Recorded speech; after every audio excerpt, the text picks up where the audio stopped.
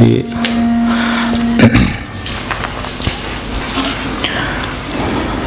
प्रासंगिक स्मरण असतंच, पण या संदर्भातले स्वामींच्या संदर्भातला अनुभव म्हणून आपल्यासमोर हे सांगतो. आपण वाचनालयातून पुस्तक आणता. आता अलीकडच्या पद्धतीप्रमाणे पुस्तक वाचायला गेलं की तिथे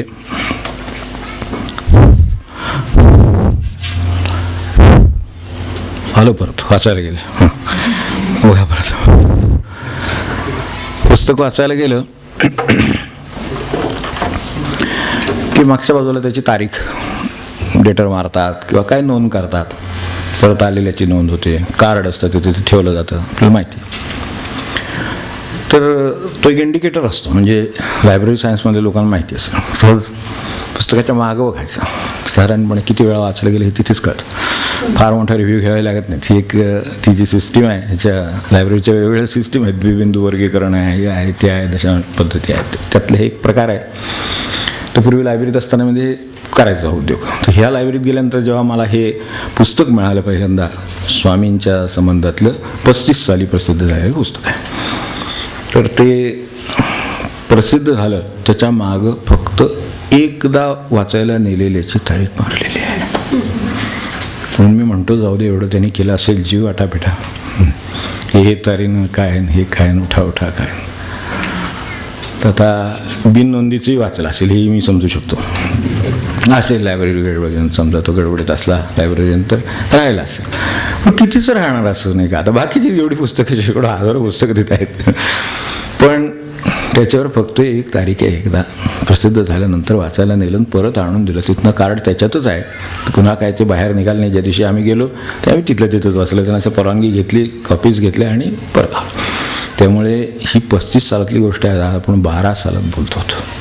तेव्हा इतक्या काळाने कदाचित त्यांची ती इच्छा असेल, कृपा असेल म्हणून आपल्या निदान समोर दुरी होते. म्हणजे म्हणून हे काही त्यातले पदं आहेत ती बाजूला घेतली. आपलं चाललं होतं.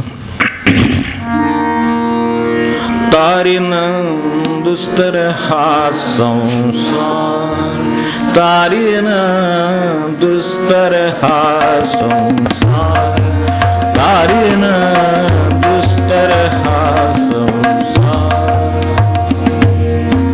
भक्तासी तरी तारितसे परी, भक्तासी तरी तारितसे परी.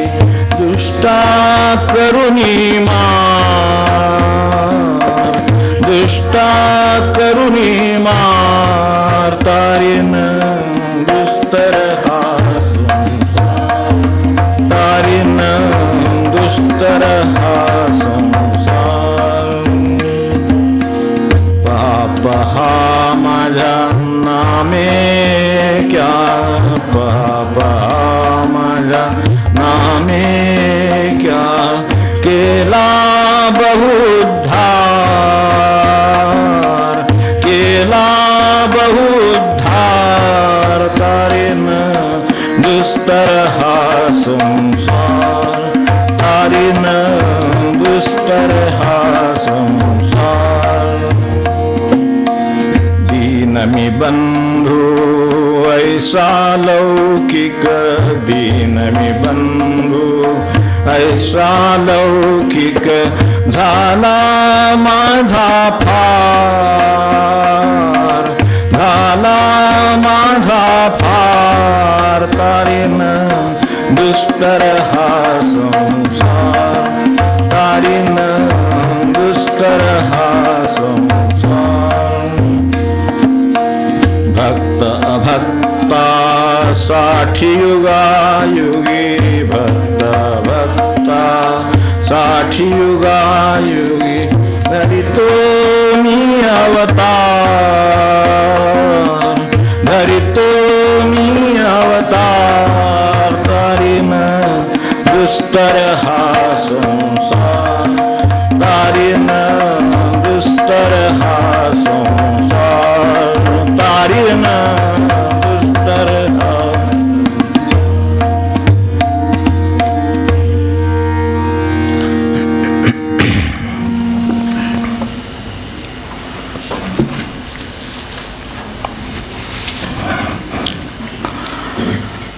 भगवंताचं वचन आहे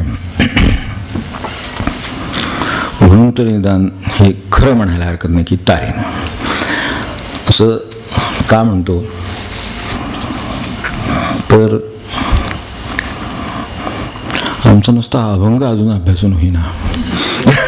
ते आता ठरणार किती कुठं.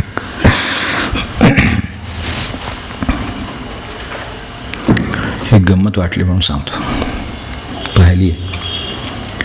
आपल्याकडे आता NRI वगैरे लोक असतात, आपल्याला चांगले परिचित झाले. NRI अमकं तुमकं सगळं ते लोक आहेत. ते मागे एकदा बोललो होतो तसं NRI भक्त असतात, NRI भक्त असतात काही वेळा. ते विविध ठिकाणी जातात, कीर्तनं, प्रवचनं, काय दर्शनं, मोकळा वेळ मिळाला की जे मिळेल त्याला जातात. हे चांगलंच आहे अर्थात, इतके वाईट नाही. कारण आपण मोकळा वेळ मिळाला तर काय करू सांगता येत नाही. ते मोकळा वेळ मिळाला तर निदान कुठे गासेनं जातात कीर्तन प्रवचनाला. आपण हे करू अशी खात्री नाही तोपर्यंत हे चांगलं आहे एवढं नक्की असं म्हणायला हरकत नाही. बहिणी मोलकरणीला एखादा द्यायला काम नाही पण डबे घासायला टाकले. ते बरोबर आहे, डबे घासायला टाकतात, मला माहिती. म्हणणं आणि केली पाहिजे ते काम. तर ती संपली. मग काय, बाटल्या टाकल्या घरातल्या धुवायला, धुवून काढ. तेलाच्या औषधाच्या बाटल्यात धुवायला टाकल्या. त्या दिवशीचं काम संपलं, दुसऱ्या दिवशी पुन्हा काम पाहिजे काहीतरी, तेव्हा परत आदल्या दिवशीच्या बाटल्यात पुन्हा धुवायला टाकलं. रिकामं मिळालं तर काय करू सांगता येते, तिथून चालले. मग आता ते घासणारे म्हणणारच की शेवटी कालच तर धुतल्या की काय परत आता तेच. पण मॅनेजमेंटला एक वेळ चुकीचं चालतं पण उलटं नाही चालत. बोललेलं उलटं बोललेलं चालत नाही, खरं चालत नाही, टीका चालत नाही. MBA मध्ये बहुतेक हे असावं असं वाटतं मला. घरोघरी ते आहे. तर त्यामुळे लगेच मालकीन बाई म्हणल्याच काय म्हणणार होतं मला कळतेच की काल टाकल्या ते. पण बघा त्याची बुचं नीट निघालीत का धुवून. काय माणसाच्या मागे कुठे लक्ष घालून तो व्याप त्याचा करेल तेव्हा त्याचा वास बघा. मला ते काही नीट निघालेलं दिसत नाही. खरं सांगायचं तर काम नाही आहे, काही काम निघाले नसलं की काय करू, पुन्हा एकदा धुवायचं. तर काय शेवटी त्याचं मग आपल्या काय संबंध आहे. इतके तास काम करायचं, इतके तास पगार. तेच बाटली जरी 10 वेळा धुवायला सांगितलं तरी 10 वेळा धुतलं, आपल्याला काय फरक पडतो. तेवढं ते त्या हुशार त्या घासणाऱ्या त्यांनी ते घासलं. पण बॉस इज ऑलवेज राईट असं म्हणतात बाबा, मॅनेजमेंटमध्ये आहे. असंही मी ऐकलं की rule number 1, boss is always right. If wrong see rule number 2. Rule number 2 refer rule number 1. असं मी ऐकलं चांगलं आहे म्हटले. तेव्हा असे रिकामा वेळ मिळाला तर सांगत होतं ते NRI भक्तांचं. नॉन रेसिडेंट असतातच असं नाही, कुठेतरी असतात, ही चांगली गोष्ट आहे त्यातली. तर ते असे आले शनिवारी. मी नेमकं उतरत होतो, त्यांच्या मित्रांना जाताना म्हणत होते की अहो मी 3-4 महिने झाले मला येऊन, तू उठाच चालली अजून. पण काय करायचं पुढच्या शनिवारी, तसं तर नाही ना कोणी. म्हणायचं अजून तारीनच चाललंय. आणि याचा अर्थ मात्र 2 आहेत. एक अर्थ सरळ आहे, इतरणं सोपं नाही, ही गोष्ट खरी आहे. पण 10 वेळा तारीनं म्हणतोय तरी आपल्याला अजून स्वतःलाही खात्री वाटत नाही. आणि दुसरा अर्थ हा, भगवंताला सुद्धा ते कठीणच आहे. काहीतरी हे असतं ना, रेट असतो ना, प्रगतीचा रेट असतो, ह्याचे रेट असतात, तसं वगैरे रेट काय बघा. आपण विचार करून आपल्या बाजूने बघावं. पहा माझ्या नामे का झाला बहुद्धार. आत्ता आपण पाहिलं ते दिनमी बंधू आयसा लौकिक झाला माझा पार. एवढं अलौकिक भगवंताचं आहे. एका नामे उद्धार होतो. पहा गेल्या वेळेला आपण पाहिलं ते सगळं आता कळलंय. मग आता काय तासन तास नामच नाम नसतं बस. तर तरलंच की मग कुठं होते मला सांगा. असं इथं ठरतं म्हणजे वाटतं. पण 15 मिनिटात चुळबुळ होते, तासानं तर डोकं जड होतं. हिरवी होत नाही. म्हणजे अशा बऱ्याच गोष्टी जिथं डोकं बिकं काय जड होतं, डोक्याला मुंग्या येतात, जड होतं, झेपत नाही, डोक्याला झेपत नाही म्हणतात ना. किती 15 मिनटं किंवा तासाभराच्या पेक्षा जास्त झालं तर लगेच तर त्यानं ते उद्धाराचं काम तारीन म्हटले तरी सुद्धा किती कठीण असेल ह्याची कल्पना आपल्याला येऊ शकते. बरं, आपलं नाम काय असं नाही की वो नाम कुशावर वगैरे एकदा घेतलं आणि चढलं डोक्यामध्ये, दुसरा विषयच नाही डोक्यात येत वगैरे, असलं काही नाही. पुन्हा भूक लागते, पुन्हा ताळणी, पुन्हा पाणी, पुन्हा फॅन लागला नाही, हे नाही, उकडते, मग कसलं ते नाम. म्हणजे ते वो नाम कुशावर ते वेगळंच, ते काय आपलं नाम नाही. आपण आपलं काय जे म्हणतोय ते काय म्हणतोय ते थोड्या वेळाने विसरतो म्हणून. तर ते असं मग आता ते अवघड का जातं ते कळतं. आणि विशेष म्हणजे ह्याचं मेंदूला जड होतं, ऊंघ येतात, जड होतं. 2 तास दुपारच्या वेळेत गॅलरीत उभं राहिलं, शेजारच्या गॅलरीत म्हणजे किंवा त्याच्यापेक्षा जवळ जर खाजगी असेल तर जवळ येऊन समजा 1-2 तास उखाळ्या पाखाळ्या केल्या कशाच्या तरी कोणाच्या तरी, तो जड होत नाही. नको बघा तुम्ही, म्हणजे विचारून बघा अनुभव एकमेकांचा. भौतिक विचारायला लागणारच नाही, स्वतःला असतो. ते उखाळ्या पाखाळ्या त्याचं काही होत नाही. भारतातला अख्खा वस्त्रोद्योग संकटात असल्यासारखी जे काही भीती वाटणारे भयान गोष्टी त्या पाहत असतात माणसं. आज गाणी भेंड्या लावतात, काय सुचत नाही काय करायचं ते, त्यामुळे ते असं करतात. त्याच्याबद्दल मला सहानुभूती आहे की ते भेंड्या लावतात, ते काय करतात, निर्दयपणे खून करतात, मारामारी करतात, 1.5-1.5, 2-2 तास ते डोकंच मुंग्या येत नाहीत, जड होत नाही, काही होत नाही. छान वाटतं. फिरून येतं परत नंतर गारव्याला छानपैकी, किंवा बाहेरच अंड्यातून जेवून आलं तर किंवा खाऊन आलं तर काय वडापाव वगैरे अलीकडे काय जे आवडतं तर तिथं काय ते झेपतं. एका नामे डोकं चढवून एका नामे सुचत्या पुढचं संकल्पच राहतं सगळं. मला दुसऱ्या बाजून विचार करावा असं वाटतो. एखादा आवडीचा पदार्थ आहे, म्हणजे भक्तीचं सुद्धा काही कौशल्य असेलच की नाही, ते जाता जाता बघितलं पाहिजे. त्याच्यातलं आवडीचा पदार्थ सोसत नाही खरं सांगायचं तर, आणि सर्वसाधारणपणे आवडीचे पदार्थ नंतर सोसत नाही होतात असं एक म्हण बरोबर आहे. असं बरेच वेळेला होतं. तर आवडीचे पदार्थ सोसत नाहीत, तसं सोसत नाहीत तर आता खात नाही मनुष्य, तसं नाही होत. ते फ्रीजमध्ये ठेवतो, 4-5 वेळा काढून थोडे थोडे खातो, सोसत नाही ना आपल्याला. मग आता आपणच जपलं पाहिजे की नाही स्वतःला. म्हणजे किती त्याच्यात चातुर्य आहे मला सांगा. एक आवडीच्या पदार्थाची साधी गोष्ट घेतली, केवढं चातुर्य माणसाकडे आहे की फ्रीजमध्ये ठेवून द्यायचा, एवढा तुकडा त्यातला एवढा चमचा काय असेल ते तेवढं 4-5 वेळा दिवसात खाऊन ते संपवच. मला वाटतं आपल्याला जर मेंदूला जास्त झेपत नाही तर असं फ्रीजमध्ये ठेवल्यासारखं थोडं नाम हो पदार्थ नाही, नाम समजा जर असं काही करायचं ठरवलं तर काय अवघड आहे का यार. ते आपल्याला हे ते फ्रीजमधून काढून जर तासाने जर थोडं घेऊन काही होत नाही त्रास वगैरे आणि चालतं, करता येतं, तेवढं कौशल्य आपल्याकडे आहे, तर मग थोडं इकडं लावलं तर होईल ते. पण इकडं मेंदूला मग येतात, डोकं जड होतं. हो, आणि हे ज्यांनी सांगितलं त्यांचे घरच्यांनी मला असं सांगितलं की मुंग्या येतात मेंदूला जड होतं डोकं वगैरे, हे सगळं सांगितलं. हे बरोबर आहे. हे कोणाचं होतं हे त्यांनी तुम्हाला सांगितलं का? पुढचं सांगत नाही आपल्याला, एवढं नाही पुढचं काय सांगत नाही असं. तेव्हा आता अशांना तारायचं आहे, म्हणजे त्यांना सुद्धा तारणं कठीणच असलं पाहिजे, म्हणून हे तारीनं संपत नाही. त्याचं कारण हे तरीसुद्धा आपण ते संपवणार असं विचार बघू. आपल्याला जर शक्य झालं, महाराजांची कृपा असेल तर. का तारण अवघड जातं? पण मोले घातले रड्या नाही असो नाही माया. खरं सांगायचं तर हा देहसुद्धा देवाची दया. एक नाम येतं ते सुद्धा यायला आतून आवाज यायला लागतो तर, आठवण झाली तर, नाहीतर काय घेईल नाम. म्हणजे इतकं सगळं आहे. देह देवाची दया, हातपाय देवाची दया, बुद्धी होती ती देवाची दया, आपल्याला काय शिक्षण मिळालं देवाची दया, डोक्यावर छप्पर आहे देवाची दया, यश आहे, काही आपला व्यवसाय असू दे, काय शिक्षण असू दे, त्यात यश आहे, देवाची दया आहे, प्रपंच आहे बाजूनी, सर्व वस्तू सुखाच्या आहेत, सगळी देवाची दयाच की नाही. अडीअडचणी येतात, आजारपण येतात, मार्ग निघतात, मनुष्य बरा होतो, आडव्या स्वभाव होतो, एवढं सगळं होते. तर एवढ्या अनंत गोष्टींची नुसती जरी जाणीव झाली म्हणून जरी रामा म्हणून हाक मारली तर बस होईल. त्या विठ्ठलाला हाक मारली तर पुरेशी होईल.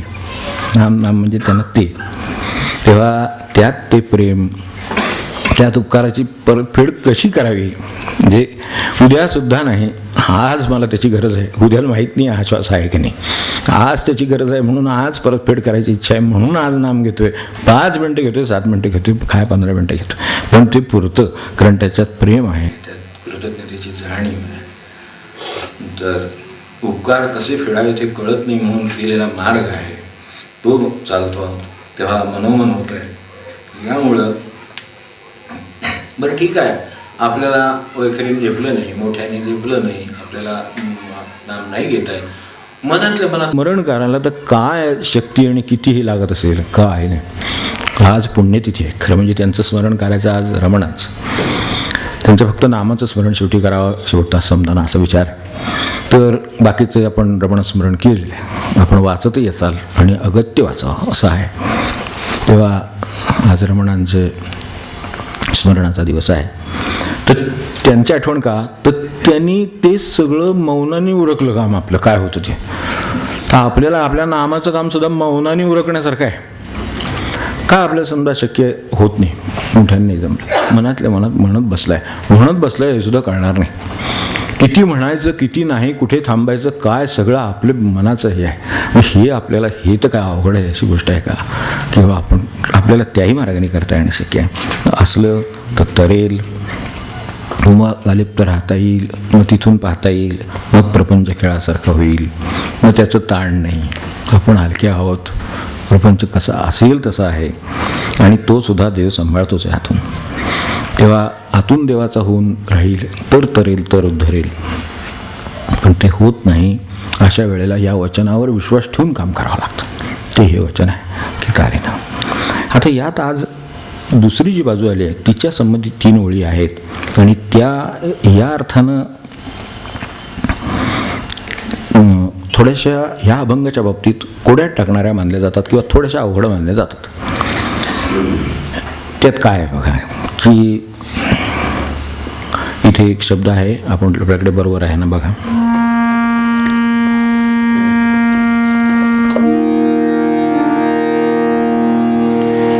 आता 3 ओळी पहा. भक्ता भक्तासाठी युगायुगी, भक्त अभक्तासाठी युगायुगी, धरितो मी अवतार,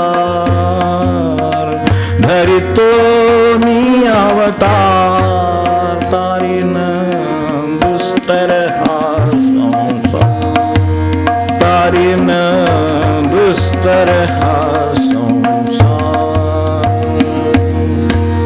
सत्य प्रतिज्ञा माझी ऐका, सत्य प्रतिज्ञा माझी ऐका, मदसी करा अपकार,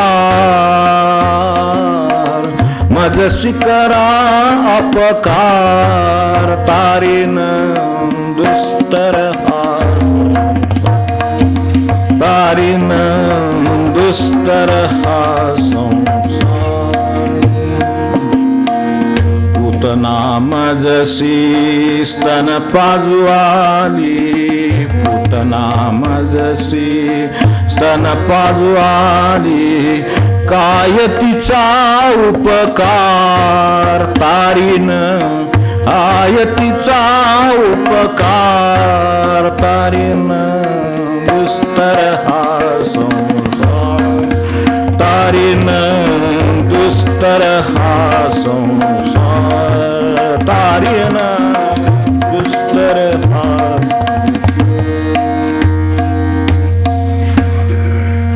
सज्जन साधू भक्त यांच्यासाठी अवतार आला हे बरोबर आहे.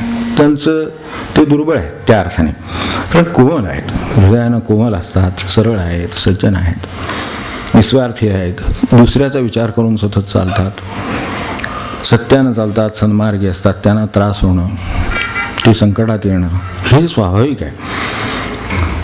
परिस्थिती बाजूची पाहिली, जगाचा जोर पाहिला तर हे पटतं की ही गोष्ट आणि अनुभवाला येते आपल्या. आत्ता आपण आरतीत जसं पाहिलं की ब्रह्मयाच्या वरदाने दैत्य रावण कुंभकर्ण, अजिंक्य होऊन या देव पिढीले संपूर्ण. देवांनासुद्धा पीडा उत्पन्न करेल किंवा ताब्यात ठेवील एवढी असुरांची शक्ती वाढते. ती तशीच वाढते आजसुद्धा. आपण पाहिलं असेल की सज्जनाला ताब्यात ठेवलेली आहे आज शक्ती असुरांची अशी परिस्थिती आहे. ती कुठल्याही रूपात काम करू दे, कुठेही करू दे. म्हणून सज्जनासी भय झाले करी कोण संरक्षण. हिची कुळं म्हणजे हे राक्षसांचं कुळं तृप्त झाले बक्षुनी या ऋषीगण. हे इतकी परिस्थिती खाली येते की मनुष्य कॅनिबल्स म्हणतात तशी अवस्था आहे की मनुष्य खातोय हे ना, ऋषींना खातोय आणि तो संतुष्ट होतोय, इतकेपर्यंत खाली परिस्थिती आली.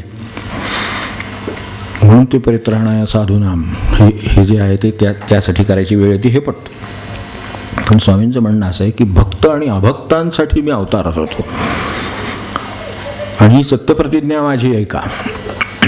काही ठिकाणी प्रिंटिंग मिस्टेक आहे. सत्यप्रतिज्ञा माझी आहे का, मजसी करा अपकार. उपकार असेल तर प्रश्न येतच नाही, त्याच्यासाठी अवतार आहेच आहे. पण अपकार सुद्धा करून बघा तरी काय करायचं, तरी मी हे करीन काम तारीना. पूतना मजसी स्तन बाजू आली काय तिचा उपकार. हे सगळे विरोधाभास वाटतात की यातलं कडव्यातलं मन समजणं कठीण जातं की यांच्यासाठी अवतार धरावा हे बरोबर आहे, त्यांच्यासाठी कशाला धरावा. तेव्हा त्यात जे आहे ते तारीना आणि त्याचा खरा अर्थ यात या 3 ओळींचे सार येऊन जात. जगाची रचना कशी आहे की संसार निर्माण करून मायेच्या ताब्यात दिलेला आहे. तारीनं दुसरा हा संसार हे म्हणतं भगवंत, त्यांनी मायेच्या ताब्यात हा संसार देऊन टाकलेला आहे. तुला चालवायचं तसं चालव. खेळतं असं तसं चालत नाही, 2 पार्ट्या कराव्या लागतात, त्याशिवाय खेळता येत नाही. आपल्या मुलांना खेळायचं झालं तर दोघांना आधी मुळात खेळायला 2 लागतात. एकटे खेळत नाही, बोलवून आणेल एकटे असेल तर कोणाला तरी, त्याशिवाय खेळताच येत नाही. म्हणजे खेळच सुरू होत नाही मुळात. ते 2 माणसं म्हणजे 2 म्हणजे द्वैत. आपल्या भाषेमध्ये द्वैत किंवा भेद किंवा सगुण सत्ता म्हणजे तिची किती तिच्या हातात शस्त्र दिलीत का की चाललं पाहिजे खेळ सगळा. तर खेळ चाललं हे सगळं चाललं पाहिजे. मग सत्ता आली, विकार आले, पैसा आला, भ्रम आले, किती गोष्टी आहेत. असत्य आलं तर मग ते द्वैत निर्माण होईल ना, सत्य नाही असत्य. मग सत्य राहिलं तर काय राहील, मग काही नाही राहिलं. म्हणजे एकदम टॉपला आहे ते. तसं नाही होत. हे सगळं जग असं जर मायेच्या ताब्यात दिलेलं आहे तर ते चालायचं आहे आणि तो खेळ चालायचा आहे तर त्याला हे लागतं. आपल्या व्यवहारात जसं खेळाला माणूस, खेळाला टीम हे दुसरी लागते, तेव्हा त्याच्याशिवाय हे होत नाही. म्हणून तिला अशी असंख्य शस्त्र दिलेली आहेत. मायेची शस्त्र मोजायला जाऊ नये. मायेची शस्त्र फक्त ओळखून राहावं. साध्या भाषेत मायेचं शस्त्र काय ओळखून राहावं, काय करते ते. तर तिचं सर्वात महत्त्वाचं एक जाता जाता सांगण्यासारखा एक लक्षण आहे, लक्षात ठेवावं की माया नेहमी आपल्याला खेळवते. सत्यापर्यंत किंवा ईश्वरापर्यंत, मूळ निस्वार्थी प्रेमापर्यंत, कशापर्यंत, काही ईश्वराचा गुण घ्या, सत्यम ज्ञानानंतम काही घ्या, त्याच्यापर्यंत ती तुम्हाला पोचून देत नाही. ती खेळवीत राहते आपल्याला. महाराजांचं आपल्याला लक्षात असेल, महाराज म्हणायचे की त्या मांजराच्या तावडीत एकदा जर उंदीर सापडला तर सरळ मारून खावा का नाही, नाही खात, खेळवते. आणि हे बघितले मी पण की तो विचारात जीव वाचवायला पळायला जातो की मारतो त्याच्यावर फटका. तिचं तेवढा पंजा आहे, पंजाने मारते की ती बुळून पडतो. जरा अंगात त्राण इकडे तिकडे, ही जवळ नाही म्हणून जरा बाजूला गेला की दुसरा पंजा मारतो. खेळवते खेळवते आणि निष्प्राण होतो त्यावेळेला मारते, तोपर्यंत नाही मारत, कारण तिला खात्री आहे सापडणार आहे. तसं महाराज म्हणायचे की माया जीवाचा तसा खेळ करते, आपल्याला कल्पनाच येत नाही. आणि तिच्या हातात जे शस्त्र दिलं आहे त्याच्यात काय आश्चर्य असेल की आपल्याला वाटतं आपण खेळतो, हे उंदराला आपण खेळतो मांजराशी असं वाटावं, त्यातला प्रकार आहे. महाराजांच्या भाषेत सांगायचं तर मांजर उंदराला खेळवते हे त्याच्या लक्षात येत नाही, याच्यासारखा भ्रम नाही. जगामध्ये आपल्याला आश्चर्य वाटेल की खरोखर आपणच खेळतो तसं वाटतं. बरं, हे झालं तात्विक झालं म्हणून एकदम जड झालं का. आपण व्यवहारात बघा, लॉटरीवाले नसतात, लॉटरीवाला वाटतं आपण लॉटरी खेळतो. कोण खेळतो खरं सांगायचं लॉटरी मला सांग. तुम्ही विचार करून आपण पाहिलं काय ती मुंबई असून दादर असून काय असून ते काय विरार असून चर्चगेट असो काय वाटेल ते असो अगदी सरकारी लक्ष्मीसुद्धा आहे हो की नाही. पण खेळणाऱ्याला असं वाटतं की नाही की मी हे केलं आहे, मी मिळवले किंवा मला मिळतील, मला मिळाले काय जे ते माझं म्हणजे जणू काही मीच खेळतोय असं त्याला वाटतं. त्या तिकीट घेणाऱ्याला जसं वाटतं मी अभ्यास केला आहे, धाडसानं केले अहो त्यातली फार माणसं तज्ज्ञ असतात, ते वेगळाच विषय जाऊ देत, आपला विषय नाही तो. पण त्याच्यात ते अभ्यास करतात आणि ते आता हे खेळ जिंकणार आणि पैसे मिळणार असताना वाटत असतं तेव्हा ते नाही खेळत. ते जर खेळत असते तर त्यांना खेळ गुंडाळावा लागला असता. हे जर खेळणारे असते तर त्यांचा खेळ बंद पडला असता. तो त्यांचा नाही बंद पडत, त्यांचा चालूच आहे, हा आपलाच बंद पडतो कारण भांडवल संपतं. पाहिले समोर खेळाचं पाहिले की त्यांचं भांडवल शेवटी संपून पैसे कर्ज काढायची वेळ आली तेव्हा ते थांबले. तेव्हा कोण कुठे कळतं हे की कोण कोणाला खेळवते. आपण जगतो, आपल्याला असं वाटतं की आपलं चाललंय. खरं सांगायचं तर मायेचा खेळ खरा भक्त ओळखू शकतो, बाकी नाही कोणाचे, ते भगवंतच जाणे. खरा भक्त ओळखतो हा मायेचा खेळ आहे. बरं आपल्याला अगदी जवळचं सांगतो. कानात गुणगुणतो कोणतरी आपल्याला हक्काचं घर हवं, आपलं हक्काचं घर हवं. कानात कोणीतरी कोणाच तरी गुणगुणतात ना, शेवटी हातलं काहीतरी होतं. मग ते हक्काचं घर म्हटलं की ते कामालाच लागतो माणूस लगेच. पुरुषार्थ गाजवायला निघाले, साठलेले पैसे काढा, खर्च काढा, हप्ते, घरातले वस्तू विका, नातेवाईकडून सणवारी करा. नवं परवडत नाही, जुनं मिळत नाही, सगळ्या अडचणी एकदा ते पण एकदा गुणगुणलेलं आहे कानात हक्काचं. भाववाढी होतात, महागाई होते, काय असं की गोष्ट, प्रपंचाचे खर्च ते वाढत राहतात. शेवटी तो स्वप्नातला बंगला एकदा झाला, मी केला. स्वप्नातला बंगला एकदा उभा केला, त्या रात्री खरं सुद्धा वाटत नाही झोपताना, तिथं झोप नाही लागत. गप्पात जातो वेळ सगळा, त्या रात्र अखंड रात्र त्या गप्पात जाते. काय कॉफी चहाची सवय असेल त्यानुसार ते मध्ये मध्ये होतं. आणि माया हसते इकडे. कारण दरम्यान तो सांगताना सांगत असतो जोरात, हाडाची काढा झाली पण केला शेवटी, उभा केला बंगला, केला की नाही. एकमेकांच्या ते चाललेलं असतं सगळं. माया हसती म्हणते हाडाची काढच व्हायला पाहिजे होती मला तुझ्या, त्यासाठी कानात घातलं होतं. पुढं संपवायला किती वेळ लागतोय माणसाला. कारण हे सगळं होईपर्यंत घर बांधायला निघालेलं हळू डायबेटीस दिलेला असतो, वाढलेलं असतं. ते म्हणणार तसं होणारच. माया म्हणते माया हसती फक्त, बरोबर आहे, चाललंय असं चालते. अगदी तरुणपणीने एक हक्काचं माणूस हवं म्हणून मग नंतर मग काय होतं आपल्याला गमती जमती सगळ्या आपल्याला या कळतात. तर हे सगळं मायाचा खेळ चालला तेव्हा. आणि त्यात जर समजा दुर्दैवाने असं आढळलं की ज्या प्लॉटचा व्यवहार करून आपण आता हा बंगला उभा केला तो मूळ प्लॉट त्याचा नाही, त्यांनी दुसऱ्याच्या नाव आर बोल, माया म्हणती वा आता आणखीन मजा येईल. पूर्वी बंगल्यात 10 वर्ष तरी राहिला असता, आता काय वर्षभराची तो चाच होती नाही, कारण उरलेल्या वेळ सगळा आता कोर्ट कचेरी काळजीतच जाणार. कसं संपवते उंदीर, कसा संपवतं मांजर. महाराज म्हणले ते बरोबर आहे की असं संपवते ते.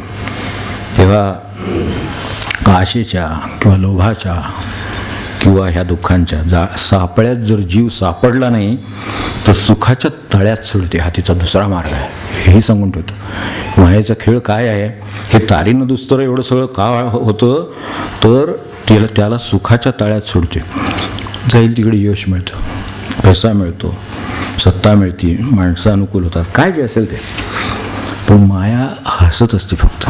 ती म्हणते ठीक आहे, तू कसा का होईना गाफील आहेस ना, देवाचं नाव नाही ना आठवत आहे, ठीक आहे कर, तळ्यात पोत, यशाच्या पोत, त्या पैशाच्या पोत, काय सत्तेच्या पोत आहेत, कशा ते पोत पोहत राहू दे.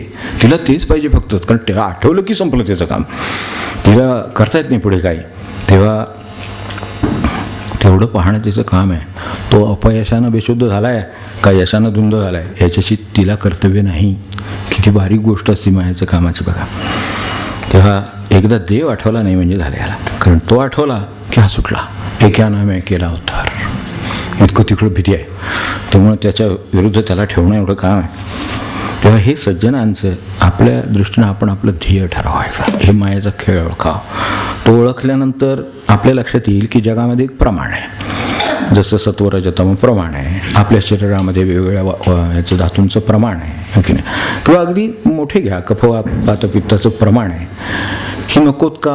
तर जग चालायचं तर ते पाहिजे, तसं शरीर चालायचं तर हे पाहिजे. शरीर चालायचं तर त्यात कफही पाहिजे, वातही पाहिजे, पित्तही पाहिजे.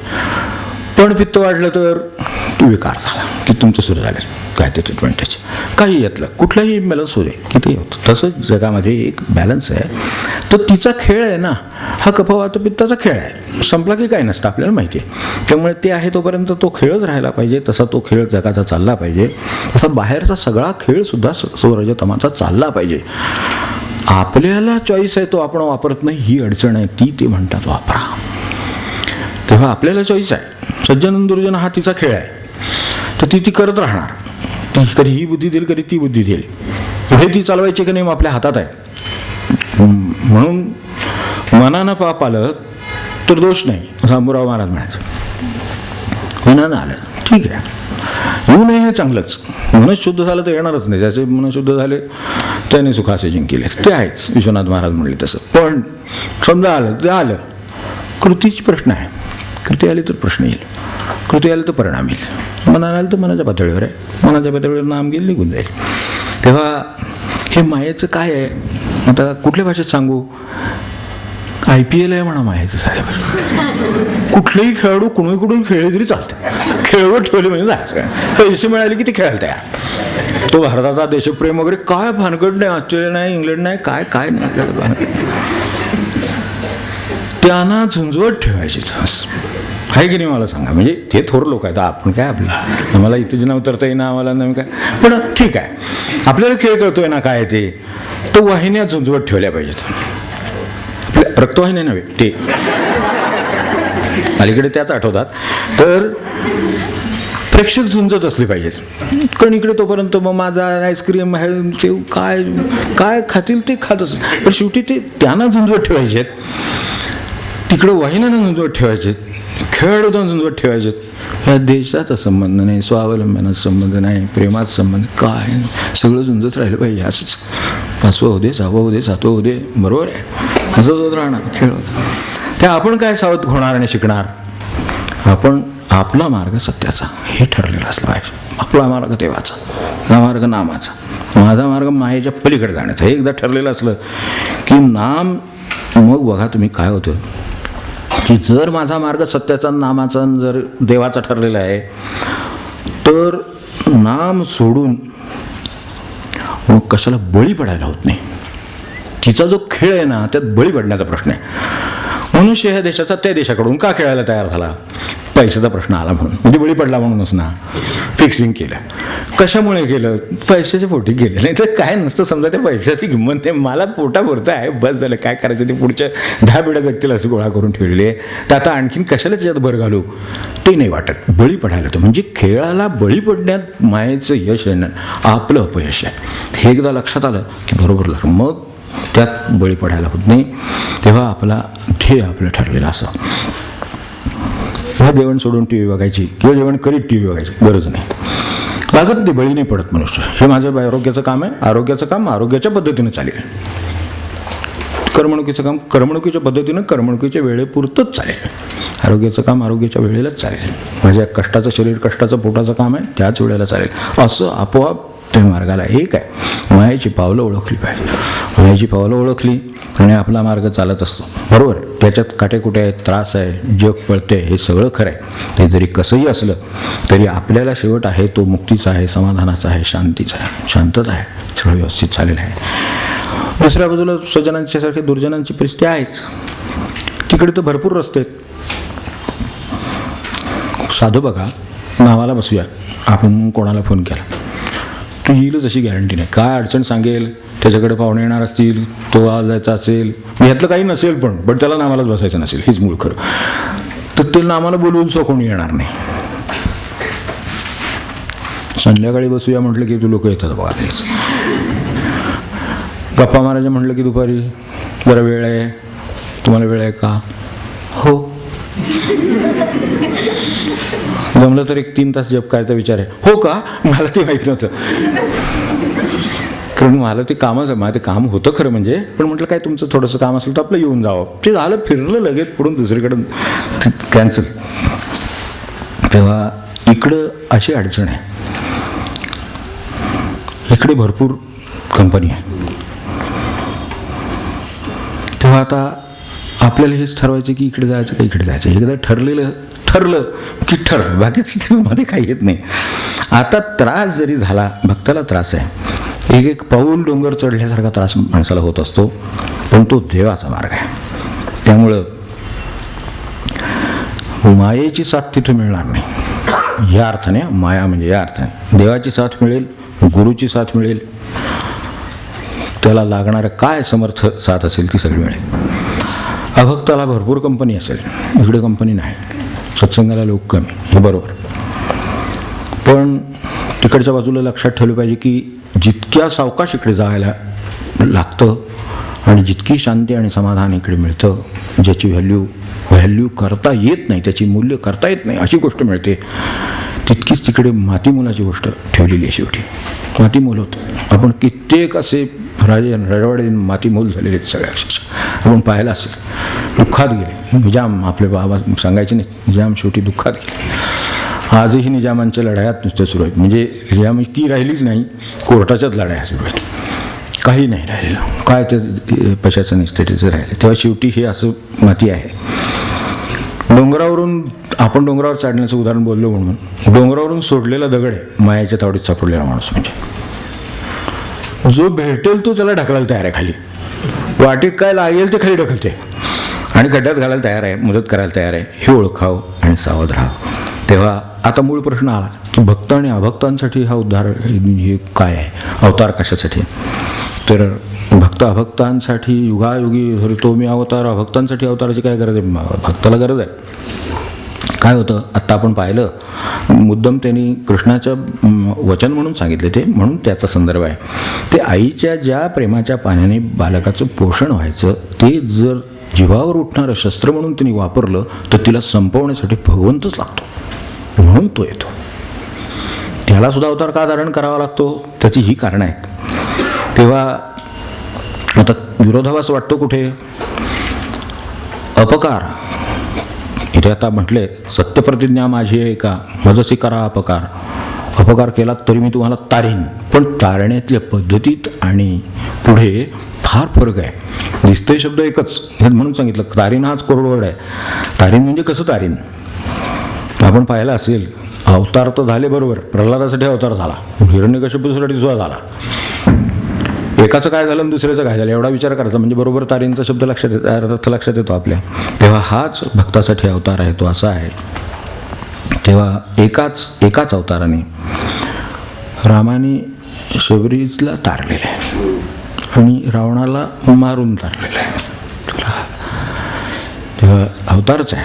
ते अभक्तासाठी सुद्धा अवतारच आहे, तो अभक्तच आहे, त्याच्यासाठी सुद्धा अवतारच आहे. तोही धारण करावा लागलाच.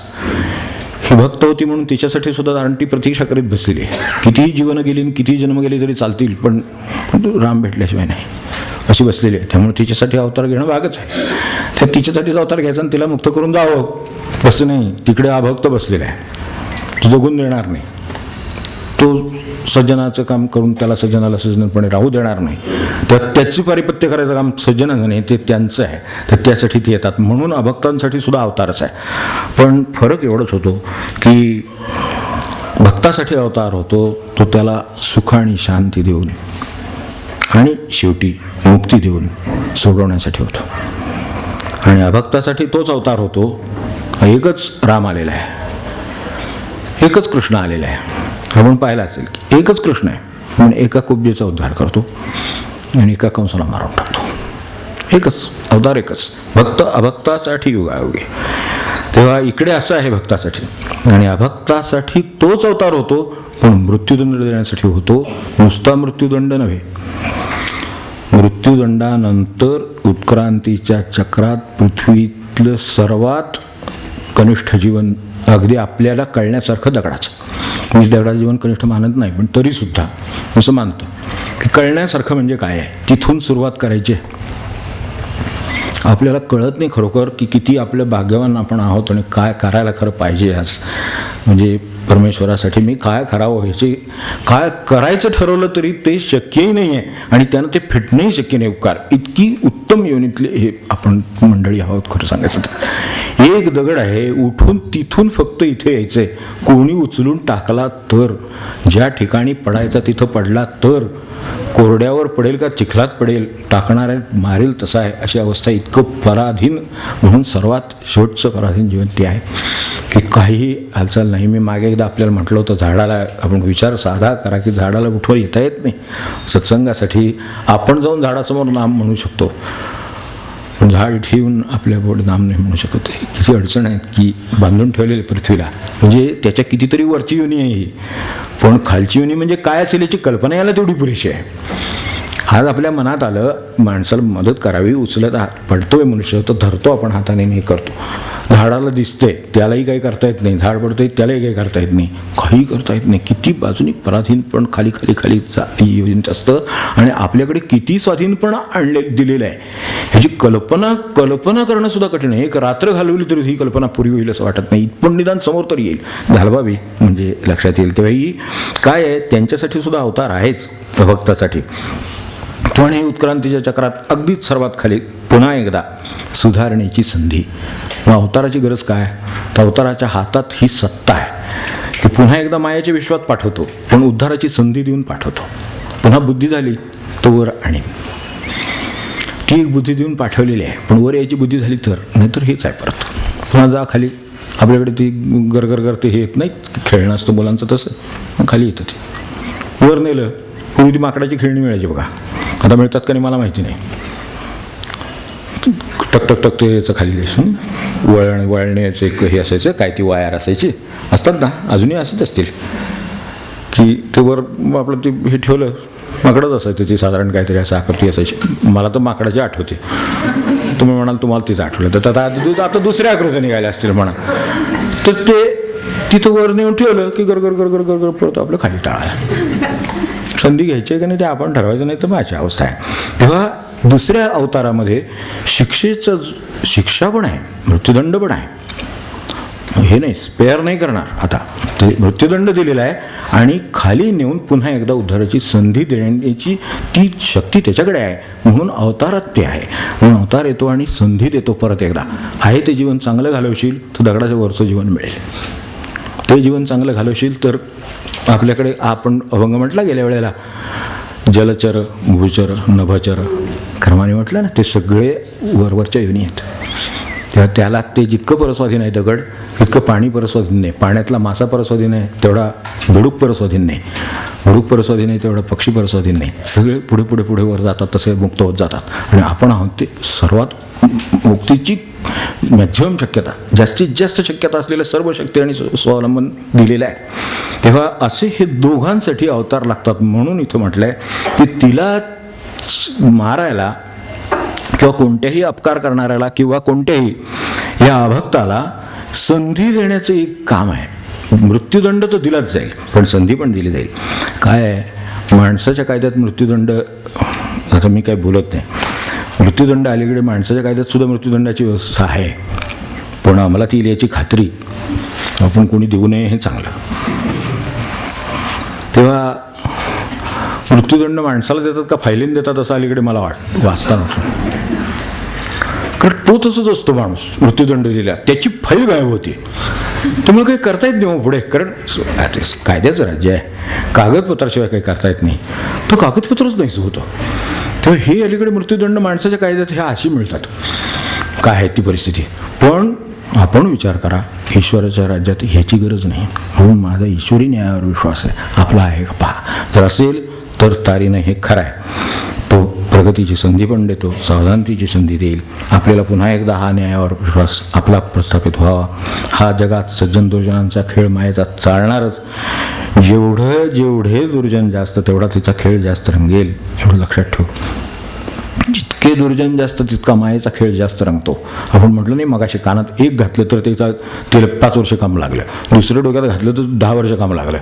त्याला संपवायचंच आहे. कुठून तुमची किती आयुष्य आहे? 70 वर्ष आहे. त्याला संपवायचं आहे, कशात तरी घालवा तुला, संपवून टाका की पुन्हा सापडला परत चावडीत हाणा परत. आपल्याकडे नव्या अध्यायात म्हटलं अरे अर्जुना अरे कुठं सापडला रे तू, असं कसं म्हणतील मला सांगा. भगवंत म्हणतात सदा म्हणून विचार मला त्या पॅरेग्राफ सोडू नये कधी असं वाटतं पानते की कुठं सापडलं हे मृत्यूलोकात. हे तुझ्यासारखा एवढा भक्त योग्यतेचा माणूस आणि तू कुठून हे मृत्यूलोकात हे सापडलास आणि हे सगळ्यात अडकलंस आणि काय भानगडीत पडलास तुझ्या, असं जे शेवटी म्हटले ना ते अगदी हात घालणार आहे, आपल्याला सुद्धा जागा करणार आहे. तेव्हा दुर्जन जेवढे जास्त तेवढं त्यांचा मायेचा खेळ रंगतो. आपण आपलं सावध व्हावं. दिवस कठीण आहेत. कठीण म्हणजे इतके कठीण आहेत की मायेचा खेळ दुर्जन जास्त तेवढे जास्त. त्यामुळे पाहतोच आहे आपण, पान उघडायची सोय नाही, होय की नाही? उघडायला नकोच, नुसतं हातात धरायची सोय नाही. उघडल्यावर आणखीनच मिळणार परत काहीतरी वाचायला. त्याच्यापेक्षा ते नुसतं मुखपृष्ठ सुद्धा नाही. त्यापेक्षा मला अलीकडे ते मुखपृष्ठावर जाहिरात देतात ते बरं वाटतं. गाडी पाहिली एक छान, चल बाकीचं काय डोक्याला ताप नाही, घेणारा घेईल. आपल्याला काय करायचं, कधी आपल्याला डोक्याचे बाहेरचा विषय येतो आपल्या. ते असणार काहीतरी 5-50 लाखाचं. ते काय असेल ते आपलं वाहन पाहिलं, छान वाटलं, उलटा पेपर काढला, ठेवून टाकला. तो पहिल्या पानावर बातम्या छापल्या म्हणजे तिथं त्या अस्वस्थ आहे. कारण ते खेळ रंगलेला असतो दुर्जनांचा. त्या जेवढा दुर्जनांचा खेळ ते मायेचा खेळ रंगतो. दुर्जन जास्त तेवढा खेळ जास्त. खेळ जास्त म्हणजे किती? जाता जाता वाक्य सांगतो फक्त आपल्याला एक, म्हणजे आपल्याला परिचितच आहे ते, की मध्ये एकदा असं आलं होतं की पोलिसांची यांची संख्या कमी पडते. काय करावं त्यांना मोठा प्रश्न पडलेला आहे. जेलची संख्या कमी पडली, कुठं आता बांधायचे जेल असे पंचायत झाले. कारण काय आहे आता परिस्थिती अशी ह्या क्रमाने वाढते. म्हणतात की वाढ ह्या क्रमाने होते की आज जास्त बाहेर कमी अशी येईल असं वाटतं. तुम्ही आता समजून घ्या म्हणजे झालं. इतके दिवस कठीण आले. तर मला सांगा, मानवी न्यायाचे प्रयत्न त्याच्या पद्धतीने चालू आहेत. आपण ईश्वरी न्यायावर विश्वास ठेवून आपलं काम तडाख्याने करू. तेव्हा जे काही मनुष्य करेल ते करू देत. त्याच्या प्रयत्नांना पाठिंबा देऊ. त्याच्या प्रयत्नात आपल्याला काय वाटा असेल तो उचलू. पण आपला नामाचा मार्ग सोडणार नाही. आपल्या भगवंताचा जो न्यायाचा मार्ग आहे तो सोडणार नाही. आणि त्या उद्धारायला आणि तारायला ते खात्री देत आहेत, तेवढी आपण लक्षात ठेवू. म्हणून आठवण 2 करायच्या आहेत. त्या वेळ झाल्या, पण एकच वाक्यात आठवण सांगतो की आपले मागे एकदा बोललो होतो, कोंडीबा महाराज होते बिरवाडीचे. ते म्हणायचे ना एकदाच मारावं तसं ते आहे. तेव्हा एवढं लक्षात ठेवलं तरी तारीनं दुस्तर संसार त्यांची तयारी आहे, त्यांचं आश्वासन आहे, त्यांचा शब्द आहे. आता माझी काय तयारी आहे हाच प्रश्न आहे फक्त. तो कोंडदेव महाराजांसारखं असावं आपलं इथे आपल्या पिरवाडीचा. एकदाच मारावं. आपण कितीदा जन्माला येतो कितीदा मारतो हिशोबच नाही, अशी अवस्था आहे. तसलं नाही, एकदाच मारायचं आहे. तेव्हा ते सुद्धा आत्ताच्या या जन्मातच उद्धरून मारणार. पुन्हा मला देहाची गरज नाही, कुठल्याही युनिट येण्याची गरज नाही. असं आत्ता ज्यांचं आपलं स्मरण करू म्हटलं मी, म्हणजे आज पूर्वी रमणांचं स्मरण केलं आहे, पण यावेळेला नाही जमलं. हेही संपायचं आहे अभंग म्हणून. तर शेवटच्या आजारात रमण म्हणाले होते एकदा, म्हणजे शेवटच्या आजारात म्हणजे 14 एप्रिल आज 1950. आज 62 वर्ष झाली. आत्ता 8:30ची वेळ, 8:29 तो तारा पडला वरून आकाशातून समोर. हे ज्या वेळेला यांनी देह ठेवला त्यावेळेला आपल्याला माहिती असेल की हे किती लांबपर्यंतच्या लोकांनी पाहिलं होतं. आणि एक्झॅक्ट तेच म्हणजे तीच वेळ. तर त्याच वेळेला हा अनेकांना त्या अरुणाचलाच्या दिशेनं खाली आलेला तारा पाहायला मिळालेला आहे. तेव्हा त्याच दिवशी दुपारी, म्हणजे आजची 14 तारखेची गोष्ट दुपारी, तर ती काळजीत बाकीची मंडळी होती. तब्येत अशी खालावलेली, आजारांचं हे सगळं अतिक्रमण झालेलं, थकत झालेलं. तेव्हा अगदी शाश्वती नाही अशी अवस्था होती. तेव्हा ते म्हणाले काय, हे don't worry, as it has come it will go. जसं ते आलेलं आहे तसं ते जाईल. इतके तटस्थ राहता येणं शक्य आहे अशी माणसं आजची गोष्ट ही 14 तारखेची सांगतो दुपारची ते एवढा उद्गार काढू शकतात. काही काळजी करू नका, as it is come it will go. जसं ते आलेलं आहे तसं ते जाईल, कशाला काळजी करायचं. खरं सांगायचं तर त्यांचं म्हणणं असं आहे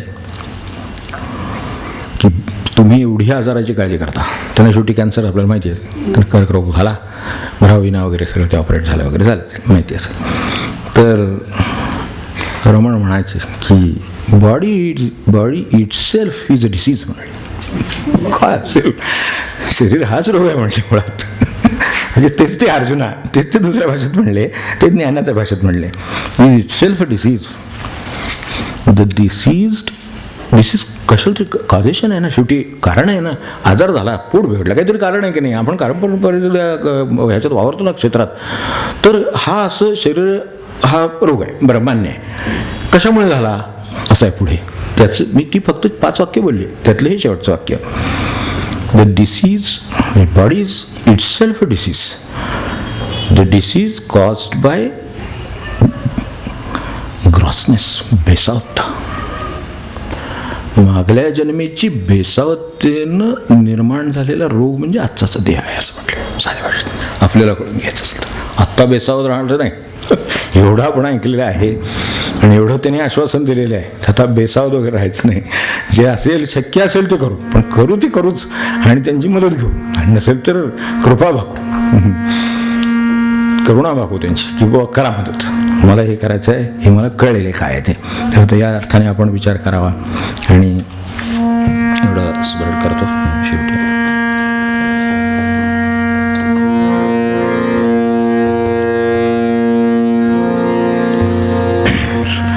आता बरोबर तिथेच होत आपण. हे जर करू आपण म्हणत असाल इथे तरी म्हणू, संकल्प तरी करू. कोंडदेव महाराज म्हणजे तसं करा, कसं आहे का, हेच शेवट असं जर म्हणायला तयार असाल तर पुढचं वाक्य आपल्यासाठी आहे. भक्ताचा तरी अंकित घरचा, भक्ताचा तरी दारात साखरी करीन परिवार. पूर्वीचे आपले हे पोचवायला, निरोप पोचवायला, हे करायला हे महाराज समाज असायचा, हे असायचं, असे लोक असायचे ना त्या काळात, निरोपे असायचे असे. तो पाडीवार पडचा कर आपले नोकर, तर काय करीन मी, जो भक्ताची ज्याची इच्छा आहे. भक्ताच्या तरी अंकित घरचा, भक्ताच्या तरी अंकित घरचा, झालो पाडीवार, झालो पाडीवार. तारीन दुस्तर हा संसार, तारीन दुस्तर हा संसार. निरंजन मी असता या जगी, निरंजन मी असता या जगी, झालो की साकार, झालो की साकार. तारीन दुस्तर हा संसार, तारीन दुस्तर हा संसार, तारीन दुस्तर हा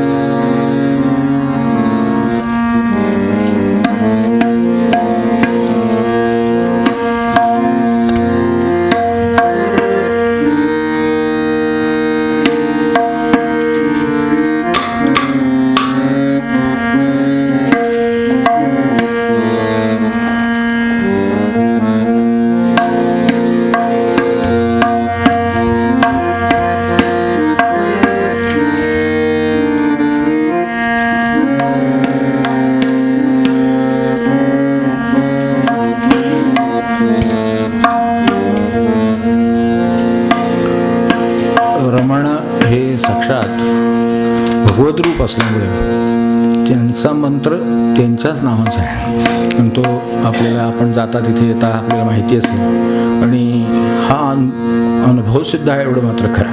म्हणून तो खूप दिवस म्हणायचा होता एकदा केव्हा तरी, ओम नमो भगवते श्री रमणाय, असं तो त्यांचा मंत्र.